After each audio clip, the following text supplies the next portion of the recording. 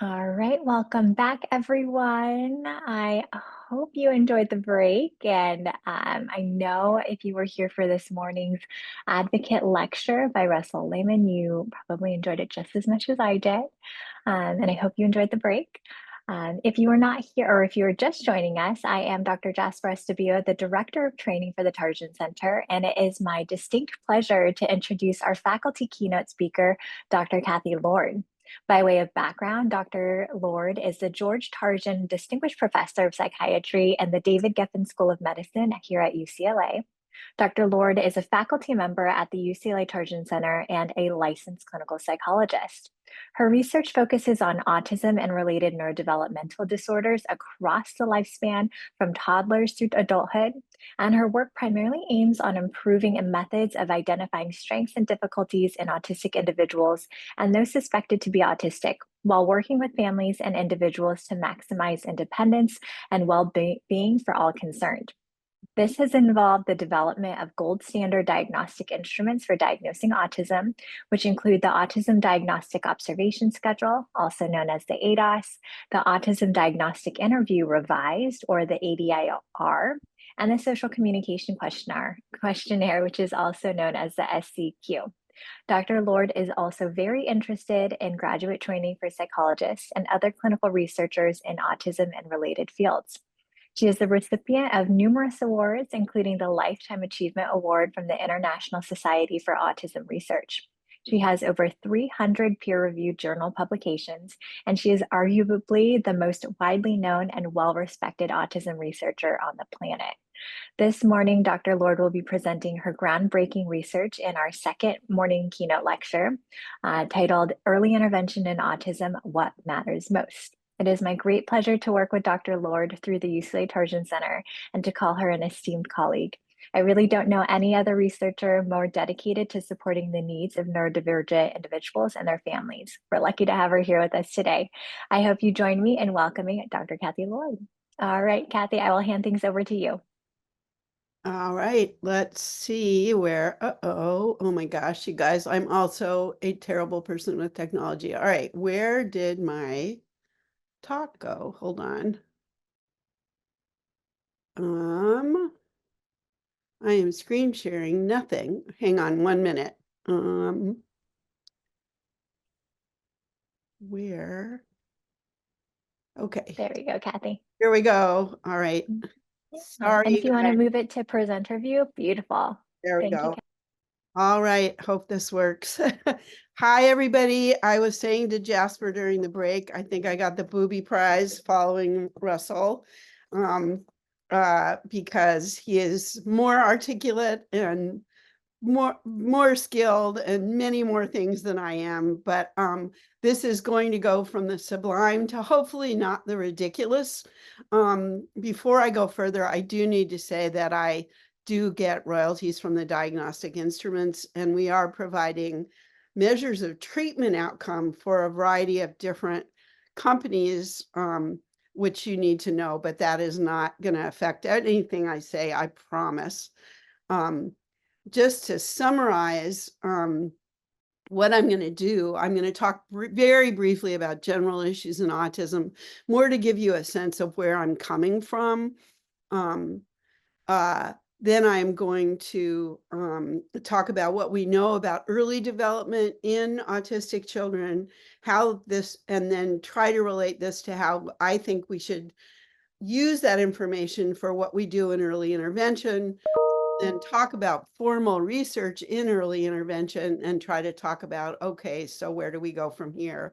And then we are very lucky to have a very skilled, impassioned parent, Katie Dungan, talk at the end about her experience setting up things for her son. All right, hopefully. So I think I wanted to start by just saying that I come to this perspective as somebody who does not have autism, who's been working with kids and adults with autism for a long, long time now. And I have several relatives with autism, but I am a clinician. And what the perspective is that I do think something is different about the brains of autistic people in how they learn and take in information. And it is a developmental disorder, meaning that it changes development, or it can change development, just as we heard from Russell talking about his experiences.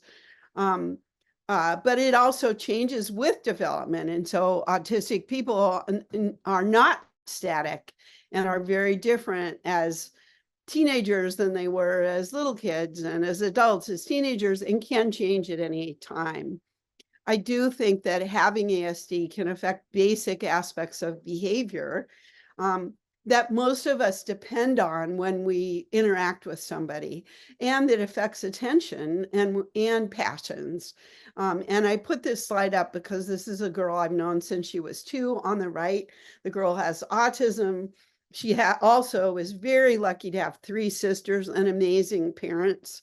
And what's important, I wanted you to see, is that her family was always determined that this girl was involved in everything that they did, which was wonderful.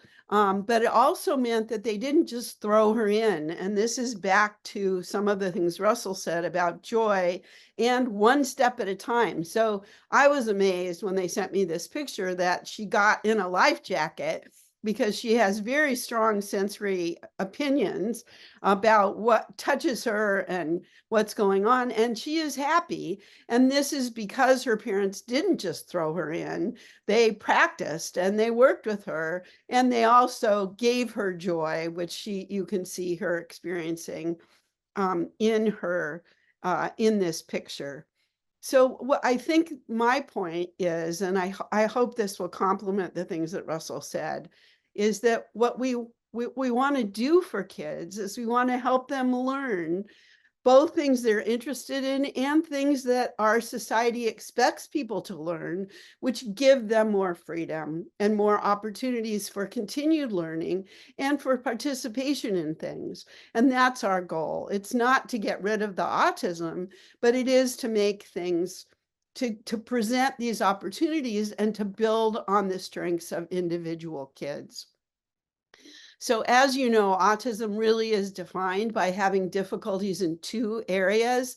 Why these things are related, we really don't know, but difficulties in social communication, both communicating to other people automatically. It doesn't mean people with autism can't communicate, but it may be less clear to people, to other people, what it is they're trying to communicate. And then also a combination of sensory needs, fixated or particularly strong interests, and sometimes repetitive behaviors. And then I think we also have to remember that seldom does autism come by itself. Part of it is that having autism can be difficult, as you did hear about from Russell, but it also can come with other things that may be a function of the autism, or maybe just the individual differences. And those things can make a huge difference if a child is uncomfortable because of GI problems, if they aren't sleeping, and nobody in the family is sleeping, if they are aggressive. These things are not the autism, but they are things that make life hard.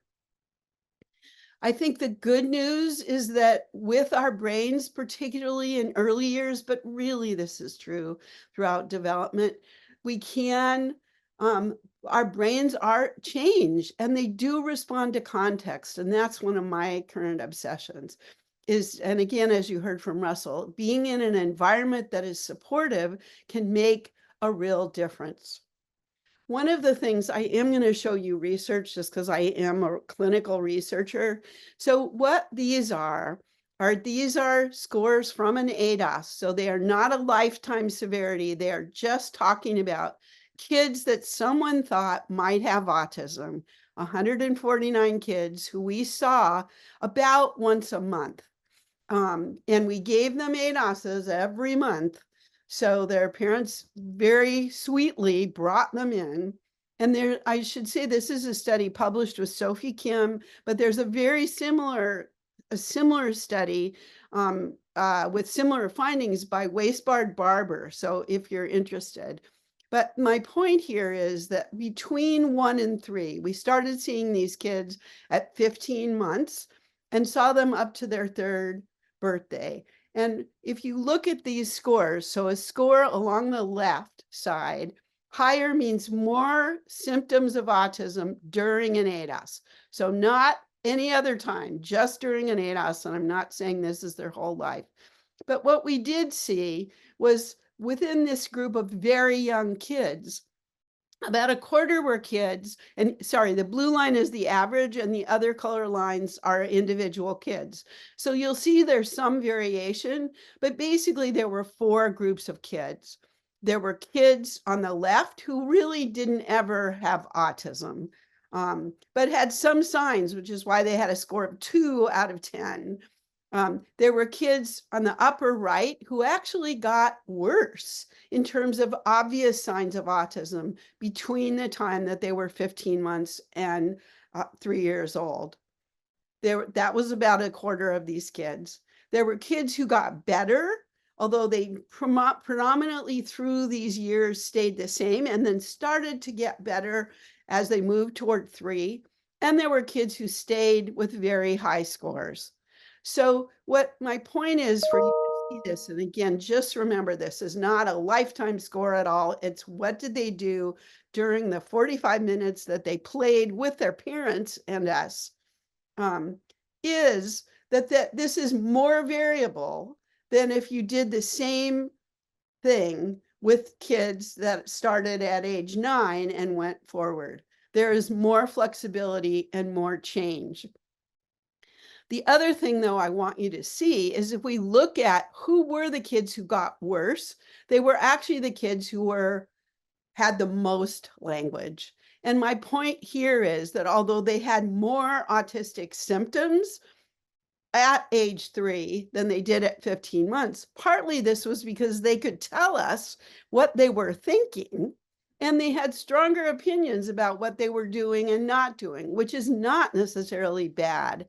So one of my points here is we need to be very careful about very global statements about particular kids, because these kids did have more clear autism at 3 than they did at 15 months, but they were actually getting more language, which in the end is incredibly important. So we have a long list, and I really put this here so you could look at it later, of the things that predict more positive outcomes as adults. And this is a study where we followed people that we met when they were 2 who were referred for autism at age 2. So they're a very particular group, and they happen to be just almost exactly Russell's age now. They're between 32 and 35 years old. We have followed them all that time. Our definition of positive outcome, and I need to be careful here, is more independence. So able to have some kind of work, live independently, and take care of basic functions, and not major mental health problems. And that we can argue, and it's a fair argument if that is what we want for everybody. But my point here is we do know what predicts these things, and we've been able to follow these families. Thank goodness for their sticking with us for all this time, for like 30 years. And I'm going to talk about this. I wanted to start, and this isn't a video because I couldn't get it to work, but this is an 18-month-old that was in an intervention study that I participated in. And I don't know if you can see, but when we met him at 18 months, his favorite thing was throwing plastic plates on the coffee table. And what you can't see, you can see his mom's leg over here on the right. What she did was join in with him, which was just lovely. But she felt like this is not going anywhere, and I don't know what else to do with him. What I wanted you to see here is we worked with this mother, and this is her, not us, to try to build on his interests and his strengths. And one of the difficulties for him was getting him out of the bathtub. He loved the bathtub. And so his mom, but he also loved swirls, anything that went around. And he also loved mirrors or anything that was reflecting. And this is what his mom came up with in order to get him out of the bathtub, but also to have him communicate. And you'll see here, he is communicating. Okay, all done. Ready? Go ahead. Yes, it's going bye-bye. Go ahead.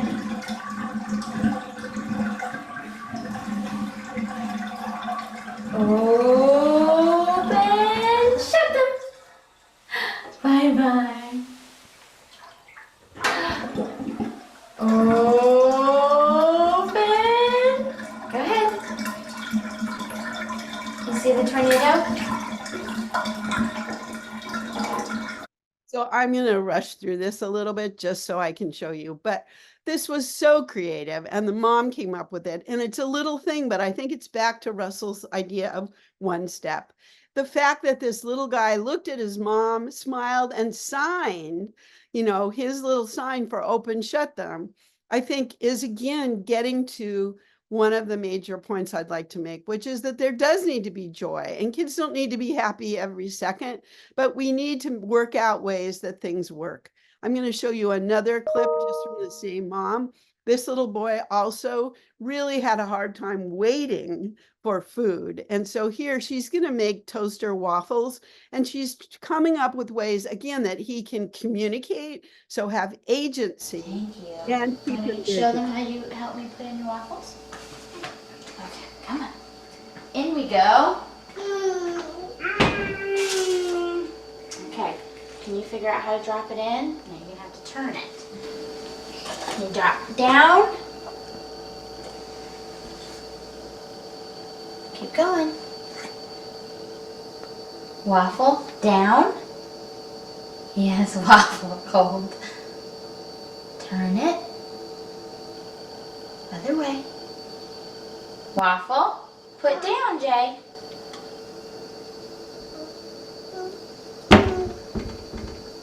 Do you need help? Okay, mommy help. Watch. So I'm not going to show the whole thing, but what she does then, while the waffle is cooking, which was one of the hardest times for him, was put him in his high chair, and then she takes his shoes off and tickles his feet. And my point here, again, is trying to figure out, how do you get through, and how can you give a child a context to communicate?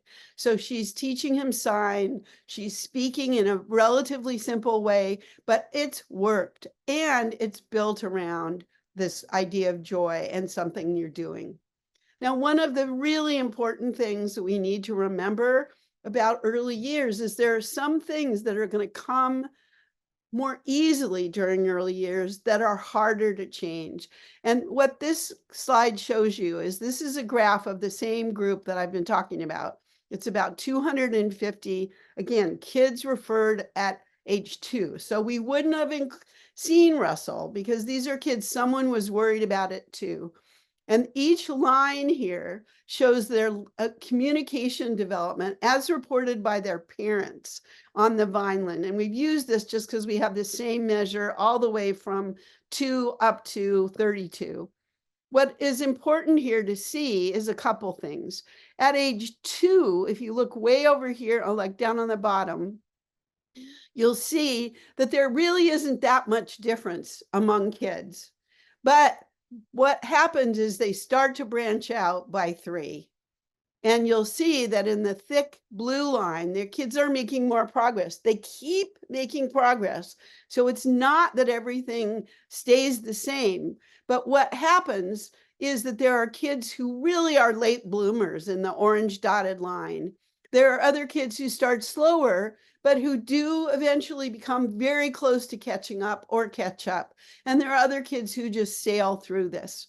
But what does happen around 5 or 6 is the lines become more straight. We don't have that catch up for most of the kids. It can happen, but really what this is pressure on all of us to get language going in those early years, because there is more room for variation then than there will be. And kids, again, can continue to make progress. It's not that they don't make progress, but that you don't see these big swoops up that you can have before 5 or 6.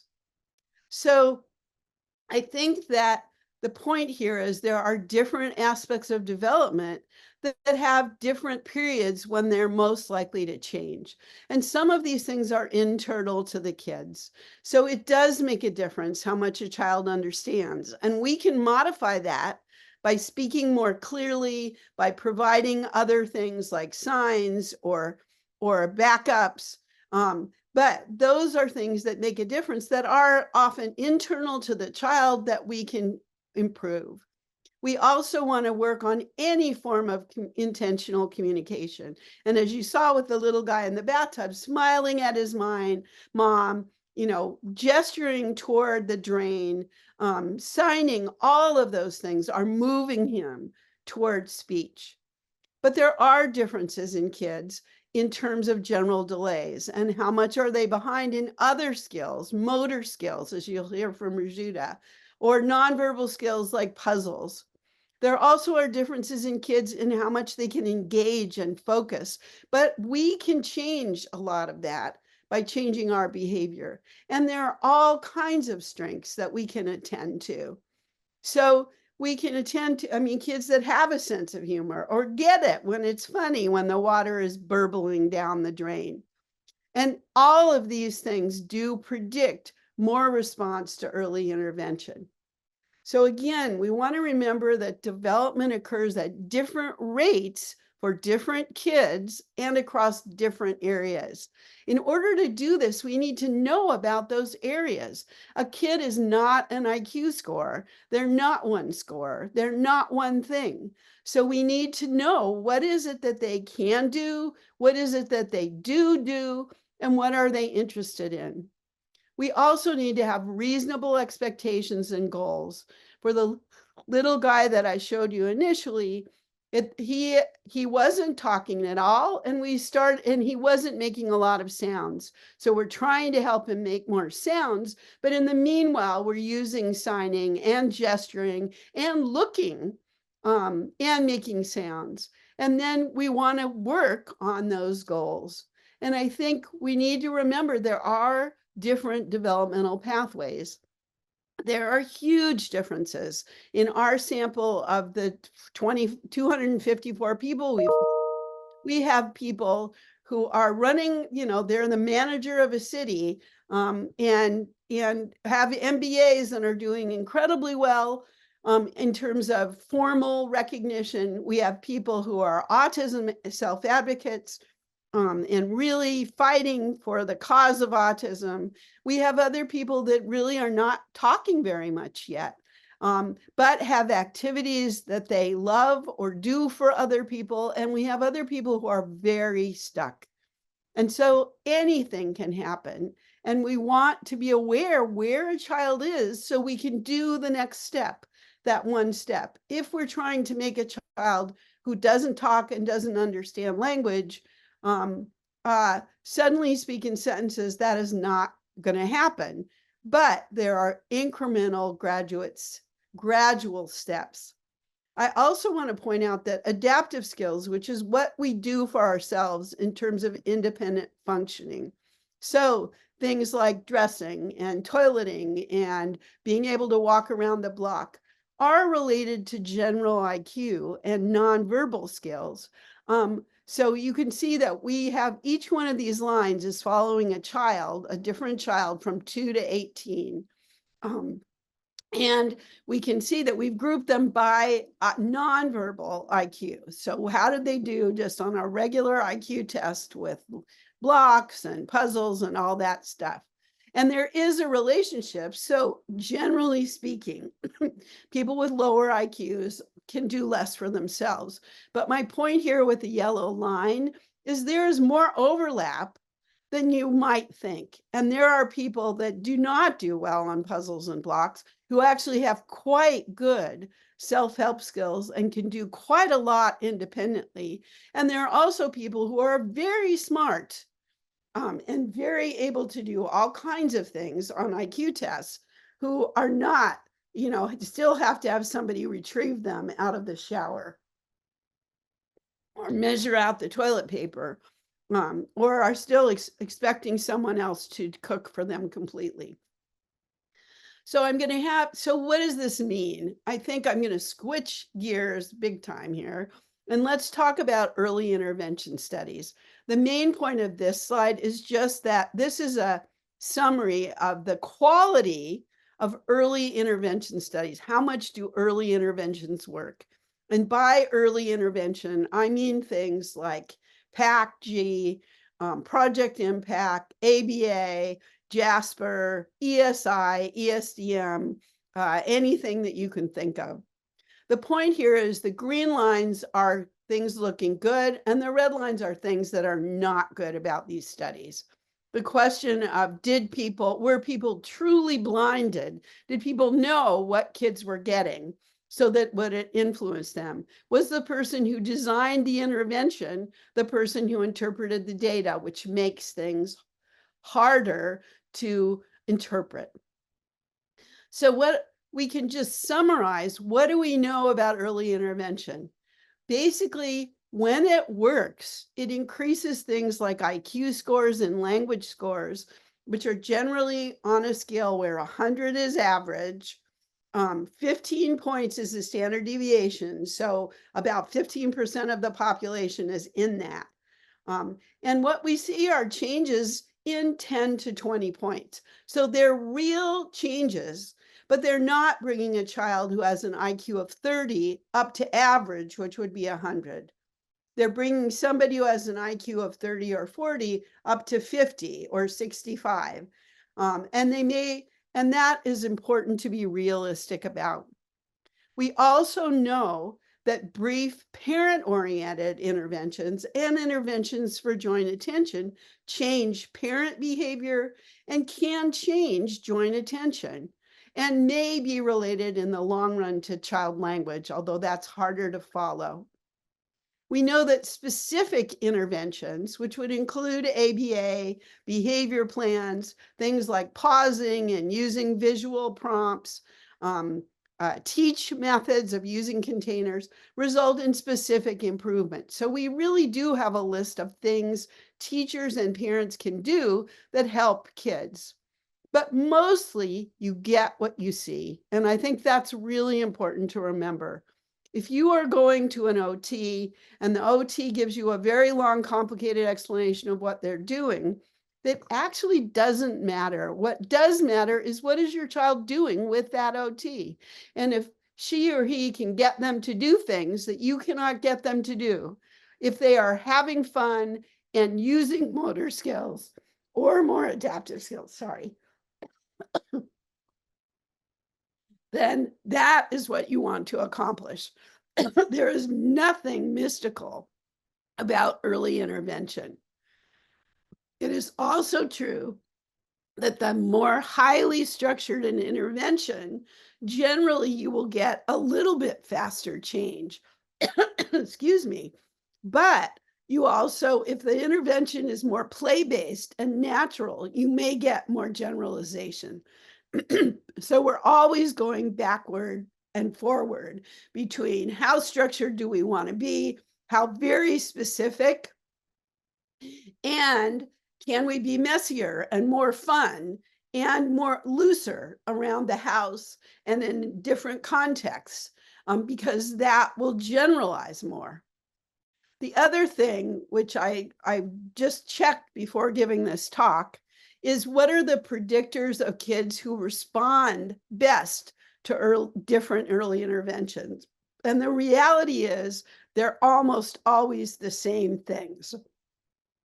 So the kids that do the best when you have an AAC device are generally the same kids who would do the best in an inclusive preschool.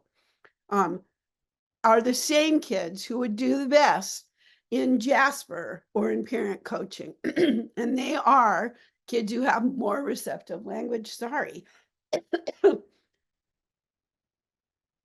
kids who have more nonverbal cognitive skills, kids who have better attention, both sustaining attention, and we're talking about little kids here. So we're not talking about an hour of work.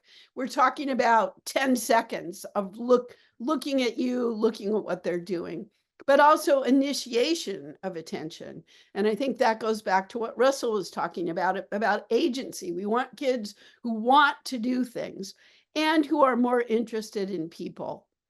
So what this does is gives us, when we're faced with a 2-year-old or a very small child, what are our goals? They are to improve these things and make the environment more positive so the child can use the skills in these areas, because they will be able to respond better.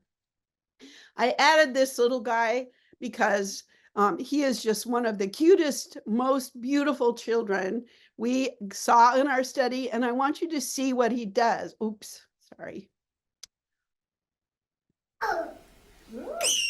This is when we met him. Bubbles. What?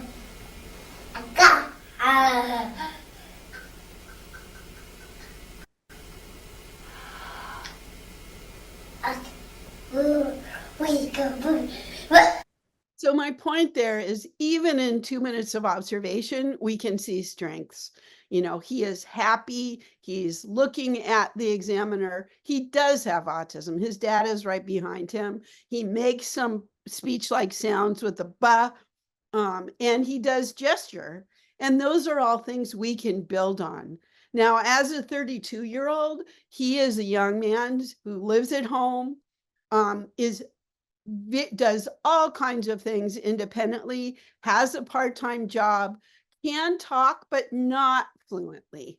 So simple language, still very happy, very engaging. And I think his parents are faced with, so what happens next? I mean, that's the question. But those characteristics of him, of jumping right in and being positive, are still there. This is a little girl. I just want you to see. We're trying to have a birthday party Sing to this baby. for her, Ready? which makes Happy me birthday to you. Happy birthday to you. Happy birthday, dear baby. Happy birthday to you. Okay, he's gonna blow him out. Ready? He's gonna blow him. Can you help him blow? So I'm not going to make this really long, but I wanted you to see her because she is a young woman who is now lives in a rural state out in very far from services. And although she is very verbal and very smart and incredibly funny in terms of her sense of humor, she is doing nothing. And part of it is she doesn't have access to things. She lives too far away to get to various services. And it's been incredibly difficult, even though she is quite bright and has lots of skills, not particular interest in computers, which is too bad in a way, because that might give her access to online communities. So more recently, when we've looked at early intervention studies, there's some hints, although they're not the greatest research ever, that early intervention, starting, for example, when a child is like 18 months or 2 as compared to 4 or 5, may have larger effects. But again, that may depend on caregiver involvement. Intensity, the difference between 15 and 25 hours of ABA or ESDM did not make a difference. But there does seem to be a difference between getting an hour a week or 3 hours and getting 15 or 20 hours. The thing there is the 20 hours does not have to be 20 hours sitting at a table doing ABA. The 20 hours could include a regular preschool or going to Mom and Me or going to a park with your mom or your dad and your brother. And there are some hints, but this is not yet well established. And I think this is from Connie Casseri's work, that more behavioral approaches may help older preschool children who are very delayed, but it's not clear yet. And that work is just coming out. The other thing I'll say from our longitudinal study, and this is the same girl with her mom that I showed you in the boat, is that the one treatment effect we found in our intervention study was that families who, when they got a diagnosis at 2, found somebody that they could work with. And it actually turns out that it could be anybody. It could be a teacher, a speech pathologist, an OT, a psychologist, but who stuck with working with some professional for at least 6 months on a regular basis. Those kids did better. Now, it didn't mean that it meant intellectual disability disappeared, but on the whole, those kids have somewhat higher scores on language, adaptive skills, and social skills. I mean, it would be great to take the credit for this as therapy, but it also may just be parents who could do this and who were living in an environment, for example, where they could take the time to work with somebody and had the resources. In most cases, these were free of charge services, but had resources to seek this out. And some families can't. So this is an important variable, but it may not be us as therapists. It may be the family. The one thing there was, though, that families who moved from one person to another person to another person, who couldn't find one person to stick with, did not do as well. And we don't know if that's, again, if that's the family or the kids. So I'm just showing you this because this is a study that we did. We collected data when I was in Michigan and in New York, where we participated in randomized controlled trials of ESI, which is Amy Weatherby's parent intervention, Early Start Denver model with Sally Rogers, and Jasper with Connie.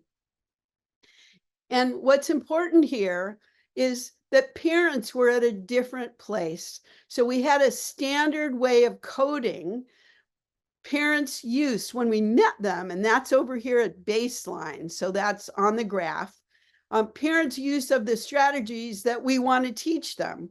And you can see that we actually had, if you look here at the sort of mauve color, we had parents that were started out really high, who really we did not need to teach them anything. We also had parents, if you look at the turquoise, who started out very low. Doesn't mean they were bad. They just weren't doing things that we think help build language development. And this is across all 3 studies. But the point here is we need to look at where parents start. And after intervention, parents were much more similar. There are some parents who luckily didn't change because they were already great.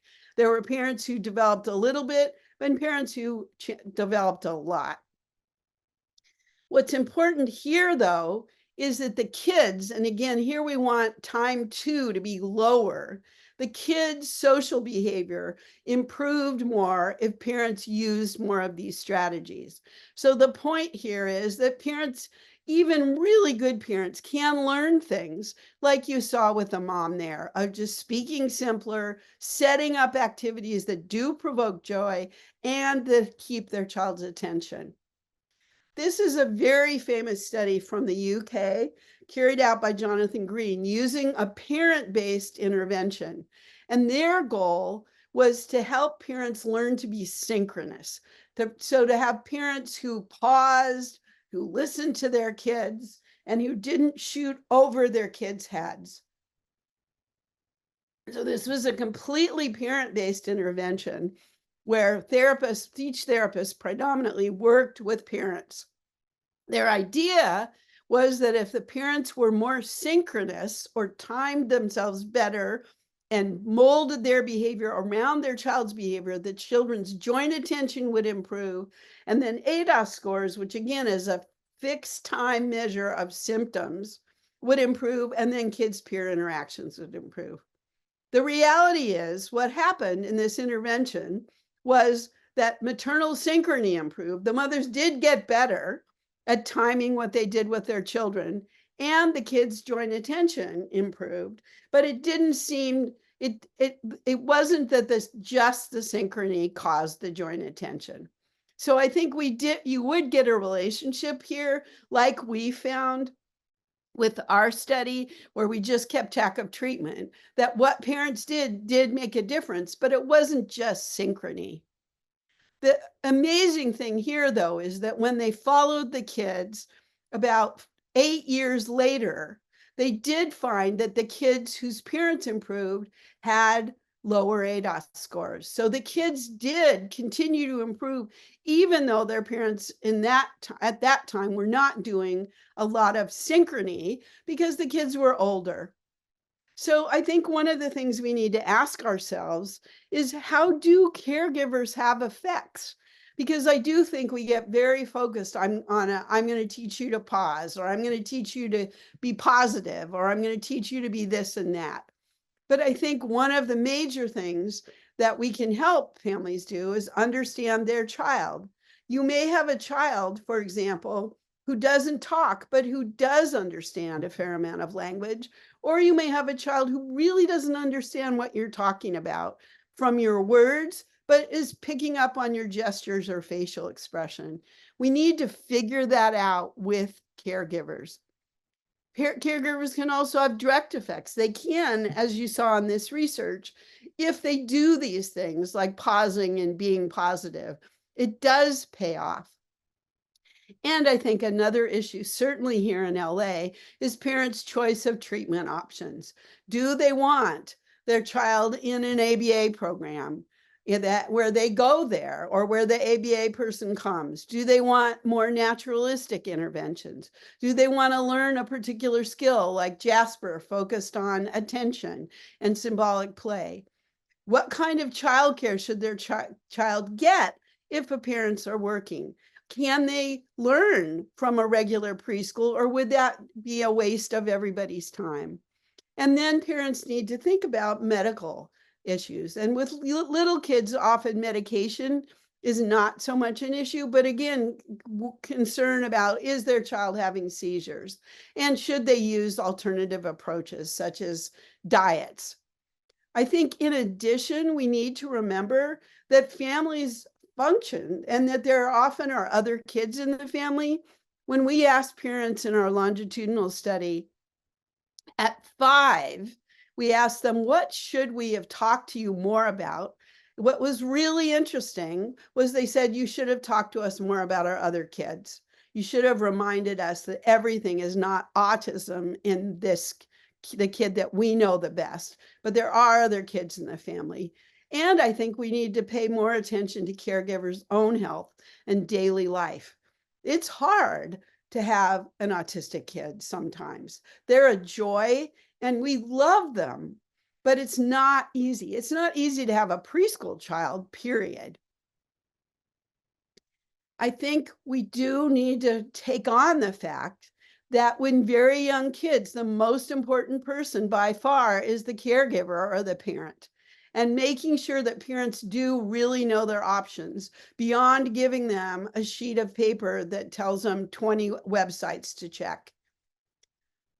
The focus is very much on communication and engagement, and then in helping families give their child an opportunity to initiate activities. And I put this slide in just because this is a mom. This little boy loves water. And so one of the things we wanted to do, because he loves playing in water, was to help him learn to deal with water without hurting himself, and also be able to wash his hands. But then if he wants to play a little bit, how can he play without making a huge mess? And that's what his mom is trying to do, was basically showing him, how do I turn the cold water on so he can wash his own hands, and then he can play with the water a little bit. And that's the strategy here. So it's not so much don't do it, but it's like, how can we do this in a way that is safe? We also often do not address difficult behaviors with families.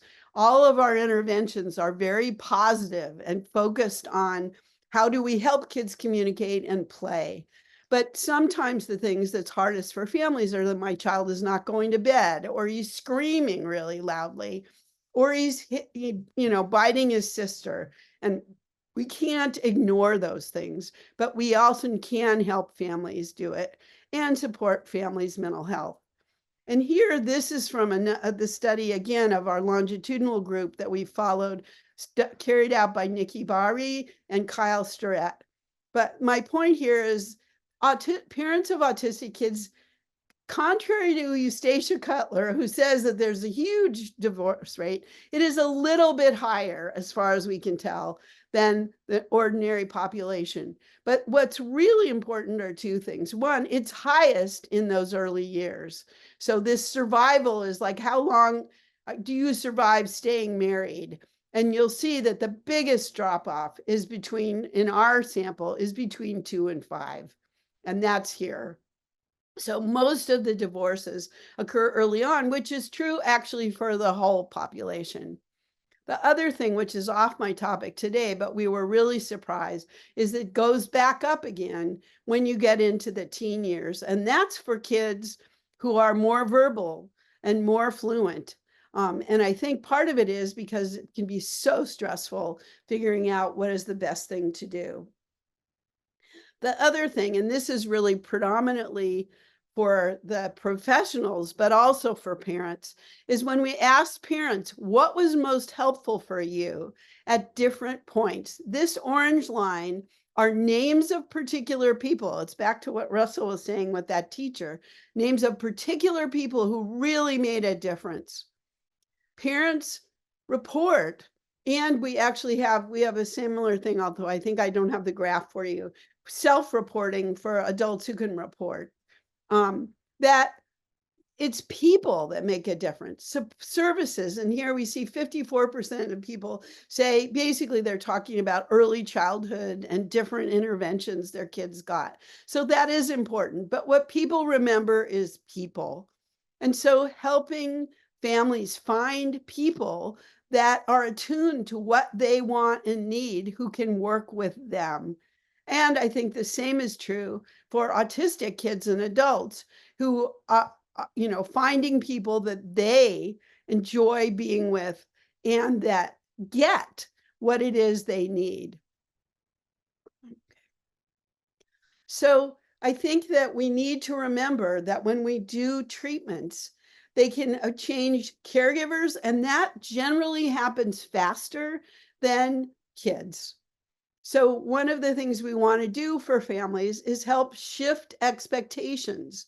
So if we have a child who does not seem to understand ordinary words, this is not probably time to be reading this child a very difficult book with no pictures. So we want to give this child other ways to communicate while we continue to work on speech.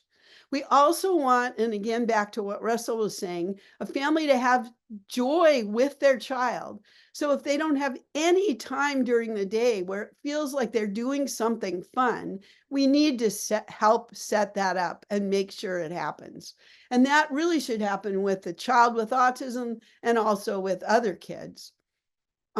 We want to give parents confidence and empowerment in their own ability. So again, back to Russell, parents do not know everything, but parents do know their own kids. And in the end, what happens to an autistic child is going to depend more on their parents, both reasonable expectations, sometimes high, but reasonable, and joy and positive thinking. We want to give people strategies for dealing with behaviors. If people are talking at their kids when something's going wrong, that is probably not going to solve the problem. Focusing on communication. And then we do want to remember that just as parents, we all have fears and feelings about what's going on. Families can be incredibly scared about what is the consequence of this? What does the autism mean? Does this change their child? Which it does not. It is one aspect of their child's development. But we want to be able to give parents reassurance for the things that all of us as parents, and even as a grandparent, you worry about. For kids, I get back to, we want the child to know what are we doing and what's expected of them, and those expectations to be reasonable.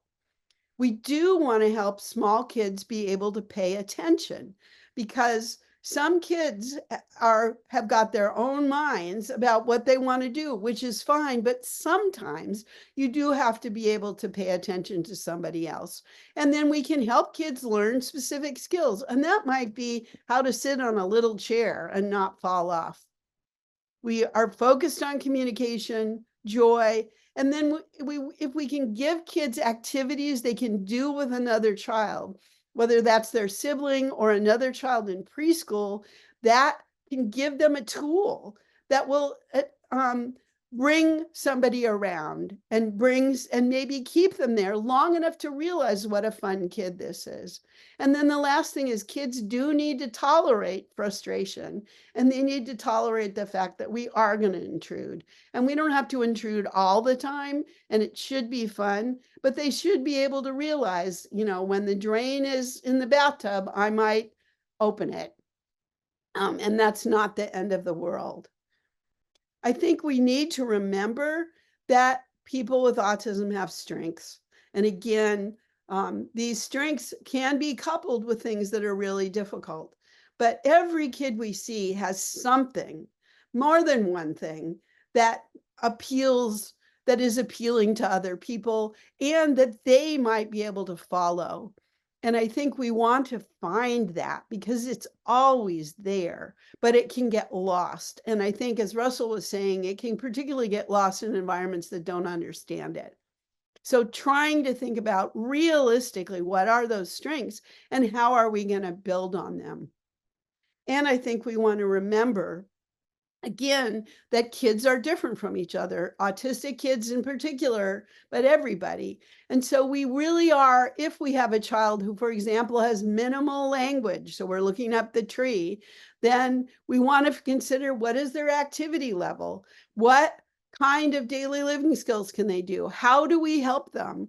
Maybe this child is very social and loves their siblings and hangs around. That is something we can use to help them with their daily living skills and play. Maybe you have another child who is very placid and lethargic and not moving enough. And how do we get them up and going and interested in what's around them? And this is really important to consider, and not just throw kids in altogether. I think we want to remember that autism is more than the sum of its parts. So as much as I like autistic people in general, or wouldn't be doing this job if there isn't something about them that I like, I also feel like people need to have pride in other aspects of their skills. They could be a poet. They could be the fastest runner. They could be a kid that is more attuned to color and to how things are laid out or to music than anybody. So autism is just one thing about kids, and we need to take into account those other things. I put this picture here because this was a Christmas card originally from a family that has two autistic kids, the two boys in the white shirts. And they are quite different. I mean, one of them now just is married, has a baby, has his own business, is actually very involved in autism charities. I think you would not know he has autism if you met him, although his sisters say, oh my gosh, he's still autistic, but I don't know. But he is committed to helping. The other boy has less language, less skill, but just got his first job working in a warehouse, really wants to live on his own, but needs some kind of supportive environment. And everyone is trying to make that happen where he works. So very different kids who actually had very different early childhoods. The first boy was autistic from the time we met him, and he just turned 2, was making weird noises, could talk, but loved his noises, had wanted everything to go in triangles. So his mother said it's like a detector. You could tell where he was by things like pens or anything in the house lined up in triangles. The second boy seemed like he was doing better until about 18 months, and then had a very marked regression. And and began to shake his head. We didn't know what was going on, ended up stabilizing, but having less language than his brother. So we need to remember, again, that you can have differences even within families. I want to stop. I think I'm actually early, which is a miracle for me. And just thank you for listening, and to all the families that I've known and who send me videos of good things, which is wonderful to see, as well as who work so hard. And all the different people there, literally have been hundreds of people who have worked on our research, and funders who have made this possible, and then these families who have stuck with us. So Jasper, I am done. Thank you, Kathy, for that wonderful and informative lecture. A reminder to our audience to please submit your questions for Dr. Lord into the Q&A. And before get our discussion, I will introduce our community discussant, Katie Dungan, who will share her reflections. Hi, Katie. Katie Dungan is the parent to Charlie, who is 7, and Vivian, who is 4. Charlie is autistic and has many great superpowers. He can build pretty much anything. He loves to crack eggs perfectly, and when he isn't doing that, he is ideally swimming or watching Dumb and Dumber. He is mom's helper and lets the dogs in and out, sets the table, and cleans up. The amazing thing is he finds joy in the littlest things. He and Vivian are best friends and partners in hijinks. Please join me in welcoming Katie Dungan. Thank you so much. That's my guy. That's my little Charlie.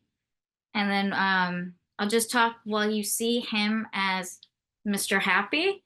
And I actually want to also say thank you to this amazing UCLA team and Dr. Lord, constantly dedicated to our community. So this Charlie you see dressed here was not the Charlie that we had for a big portion of his life. In fact, just to get him in a shark costume would have him throwing it, biting it, stomping on it, just not wanting anything to do with it.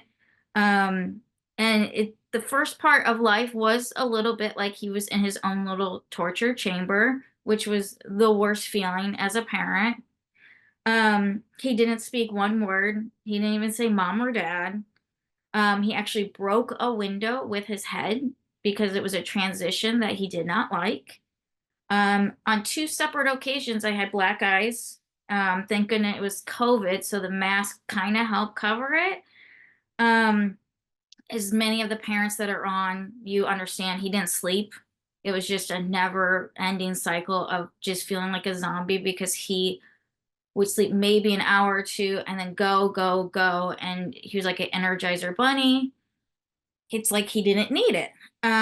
He bit, scratched, just was really an unhappy kiddo.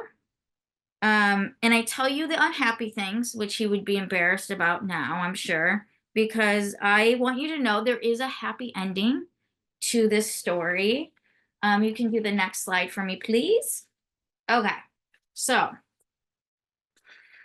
back when he was, supposed to be talking, we kept going to the pediatrician, and we're like, something's up, more than just him not talking. And the pediatrician was like, oh no. And I actually even had to say, I know he's got dimples. Please don't focus on the dimples. There's something else. And they're like, nah, it's all coming. Maybe he's just a late bloomer. I'm like, okay. Regional center. Well, I should just mention, see the big thing throughout my thing.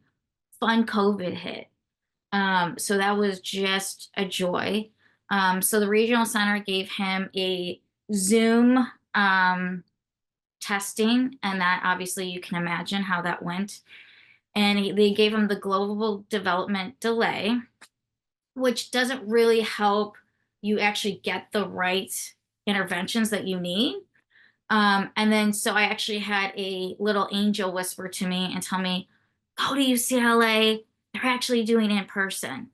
So I was able to get him the diagnosis at 3 years, 6 months, which is huge because then you can finally get your insurance to kind of kick in, and they can be great to work with. I'm going to go ahead and say stay positive and be kind, because they do want to help you, but it is a lot of wading through the mud of what they say, terms, and then you actually, autism is just in a mental health thing. So you have to talk to the mental health coverage part, not just your regular insurance. So those are all the fun things you learn as a parent. If you mind, the next slide, please. So we started the interventions, which was right off the bat, the minute we could do it. Of course, I did do speech for Charlie when he wasn't speaking, just as a parent, knowing that he should have been. And that was pre-COVID, pre-diagnosis. The place would have been amazing for a neurotypical child. In fact, it was considered like the gold standard in LA. But it just didn't work for him because obviously all along he's been autistic. Post-diagnosis, now we're in COVID. Places shut down, and it was Zoom only, which you can imagine an autistic child who's unhappy trying to sit for speech on Zoom. I wish I could actually have a lobotomy for that part of my life. But we learned, we found a person then that did in person, but they only did 20-minute segments because they wanted to be able to sanitize between each kid. So that was a very limited time of actually working. That's when he started to do all done signs and everything like that. But here's the picture. I'm throwing my child in a car, driving with a newborn, bringing them up to the session. By the time we actually get in there, everyone's dysregulated, and then it's done. So that wasn't really going to work for us, and also for how Charlie learns. And then, the big game changer. I found a SLP who was willing to come into our house and give us all the time we actually needed, which was amazing because that doesn't seem to happen, but it was just one of those strokes of luck. So, because we figured out Charlie 1 doesn't need a transition. He's going to be so dysregulated. There's no way you're going to be able to get him to even think about language when he's riding an elevator with his newborn that he doesn't want existing, going into these clinics. It just wasn't how he was going to be able to move forward. So this amazing SLP came into our house and like basically became family. One of the best things she did besides just being herself was she actually talked to me about ABA. She actually talked to other clients she had to find what kind of setting, if we do ABA, would help Charlie. And I think the most important thing is she saw all the potential Charlie had. She didn't walk in thinking, oh gosh, that's a lot we got to do. She was just like, we got this. This is great. And I think as parents, when we get the diagnosis, we're kind of hammered down, like more on us, not actually the diagnosis, but the limits, and like, oh, if you don't do this by a certain time, your kid won't be able to do that. And it's just like drowning. And it's tough. And what was great is Sarah didn't do that kind of thinking at all. And so she was just kind of the awesome person that kept pushing us and knowing that we were going to be on the right path. And so I always call her my game changer. I also refer to her as the famous Sarah, even though she's not famous, but in reality, I think she should be. But that person may not be your SLP. It could be your OT person. It could be floor time. It could be anyone that comes in your life. And I think it kind of goes back to Russell, how he had the one teacher.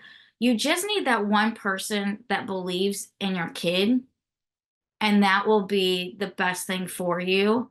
I always joke that Sarah also had to become like a marriage therapist, a family therapist, because, you know, it's a messy life to begin with. Next slide, please. And I'm not good at, as you can see, breaking up. I put that there for a reason. So half of my job I was doing, I felt, was autism matchmaking for Charlie. And that would be literally down to, instead of matchmaking being like, do you want kids, or what do you do for fun? I would be like, where are you? What does your decor look like? Because Charlie needs a basic decor. do you have access to a sensory gym? So if he gets dysregulated, we can bring him back with like a sensory gym. All these things were the things I had to kind of find out worked for him. He gravitates towards a woman that's very smiley. That's his thing. No judgment, but it worked for us to be able to find the therapist that really made him feel like going in, we're going to have fun. This isn't therapy. This is fun. And he really responded to that. And we did have hiccups. So I, of course, am like, we tried the floor time therapy. And for some families, that's the way they go. And it's awesome. We had a horrible experience. That was one that you just definitely are like, this is not going to work. And for that breakup, I actually went to the supervisor because I felt like they needed to know what actually was being implemented, which was not floor time therapy.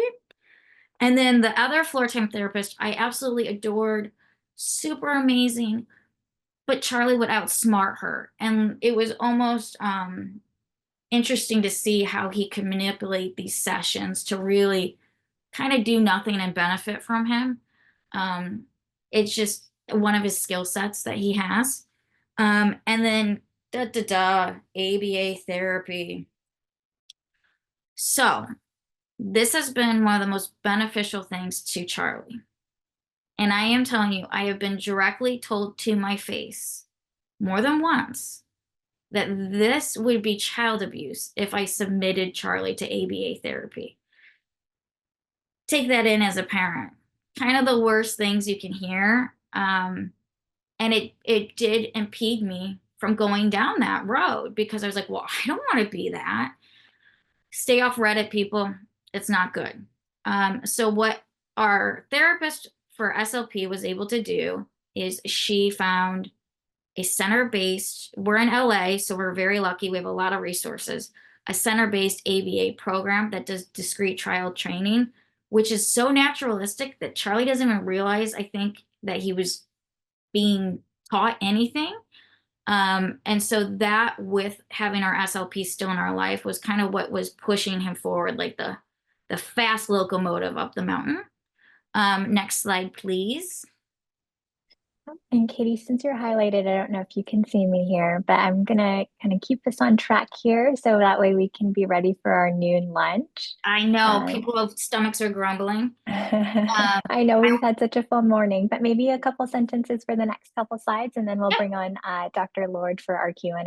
Yep, no problem. So basically, the ABA for him is what worked, and I think that's what Dr. Lord says is find what works for your kid, and do that. You know, it's not every kid is the same. If you want to go to the next slide, I can really be quick. Big thing, never be afraid to admit you don't know how to parent your child. That's why there are people that have studied this for years and they're going to help you. Don't have your ego attached to anything. And also, don't be isolated. Don't be embarrassed. If someone looks at your kid, you can always say, yeah, that my kid's awesome and autistic. Sure. And usually someone will say, oh my gosh, you should talk to so-and-so. So don't be embarrassed about the diagnosis. I actually tell people when you are told, you should actually be told, congratulations, you have an awesome child. Because our kids are not going to be peer influenced. And they're just the sweetest, most loving, and the way they see the world is what I want to see the world. So I get a little jealous of how Charlie sees the world, but it's not a death sentence that can feel like, oh my God, what are we going to do? And then get the whole family on the program. And then next slide. Be relentless, constantly advocate for your kid. Make sure that they always know you're proud of them and love them because they can definitely feel, they're sponges. They can feel when you get like bothered by things. So keep things light, keep things jovial, and have fun. And then the next slide, you can see how happy he is. It's amazing. So that's him kissing his little sister, him reading a book, which I never thought would have happened. He's got his instruments, but he's just a cool dude. And I can't think enough of the people that have helped us in our lives. And even if you didn't help us, you put us in the right direction. And I just think for parents, it's a great thing to have happen to your life, and embrace it, and just be happy that you won't have a kid that says, I need to only wear blah, blah, blah brand. That's probably never going to happen. All right. Thank you so much, Katie, for sharing about Charlie and your family's experience. Dr. Lord, if you'd like to pop back on, and I think we have time for maybe one question. So I'll try to do my best to integrate the common themes and things. I Jasper, noticed that there was I'm such an here, but emphasis on. I can't get a video. I Yep. think it says unable to start your video, but I'm Yeah. here. Okay, here we go. There we go. There we go. Okay. Hi, Kathy. Thank you, Katie. Oh, you're welcome. I think the common thread between the two of your talks is really on empowering parents, understanding that consistency, and something that a parent that I've worked with has shared with me that I have kind of taken and share with other parents is that you are the parent that your child needs, and I love that because it is a huge reminder, as you had said, Katie, that you can be relentless and be that squeaky wheel. Um, what would be your advice from the two of you, given the importance of consistent therapy, for any parents who, is just not seeing the things that they're looking for, or maybe that they're worried that they're not making any progress? What would be, any advice that you offer to those families? I mean, I think I would start by being pretty concrete. Like, what is it that you want your child to be able to do, or that you want to happen for your child that isn't happening? So is it that you want him to talk, or want her to play, or you want your kids to get on better? But I think you need, I mean, all of this is small steps, gradual steps, and concrete goals. And then I would look around to say, where is that happening? And if it's not, then I would try to seek help. And I think, as Katie said, it's hard, because it's not like you can just list off places. So I think it does help, as Katie has found with Sarah, who's the SLP, to have somebody that you trust. And I think it's worth the time to find that person, even though that may change when you get older. And it could be your pediatrician, but often pediatricians just don't know enough. So you need to find that person. And I don't know, Katie, you've done this. I'm on the recipient end of parents find me, which is wonderful. But what would you say, Katie? I mean, for me, it is like I am an open book with it. So I think like that's a huge thing. Our extended family is an open book with it as well. And we found Sarah literally through my father-in-law in Nashville having lunch with a person that had known about her father, and we got connected. Like all those weird spots in life connected. And then Sarah was the first person that, when she says, what do you want for your child? Wasn't like, what's your defects that he has? She said, what do you want? That was huge. That was what we needed. And I said, I just want him to be happy. Then she says, how do you do that? And I said, communication. And I don't mean talking. I think that's the big thing. I would settle for whatever he could have told me to make him happy. So that was the click. And you just have to trust your gut that sometimes you just know this person's it. And it could be an OT person, it could be a preschool teacher, or it could be another parent that you meet. You just need that one spark of a person, and then it kind of steamrolls. Absolutely. I think that kind of relates to broader child development and psychology research on the importance of those positive childhood experiences, or PCEs. These are important for any child, regardless of if you're on the spectrum or not. And really thinking through how we, as researchers, clinicians, family members, individuals with lived experience, can essentially put all hands on deck to promote those PCEs. All right. I know we also could sit here and chat forever on, what matters most in putting our heads together to support individuals who are on the spectrum. I'm seeing lots of wonderful questions in the Q&A as well. But I do also know the importance of a lunch break. So thank you both, Dr. Lord and Katie, for this very wonderful session on early intervention in autism. A reminder to our audience that this presentation is being recorded, and we'll have that recording and the slides available on our website in just a couple weeks. We will take our 1 hour lunch break from 12 to 1. And when we return, our UCLA Tarjan Center Director of Justice, Equity, Diversity, and Inclusion, Dr. Brandon Ito, will present on intersectional identities and neurodiversity. All right, enjoy your lunch break, everyone. See you at 1 o'clock. Thank you.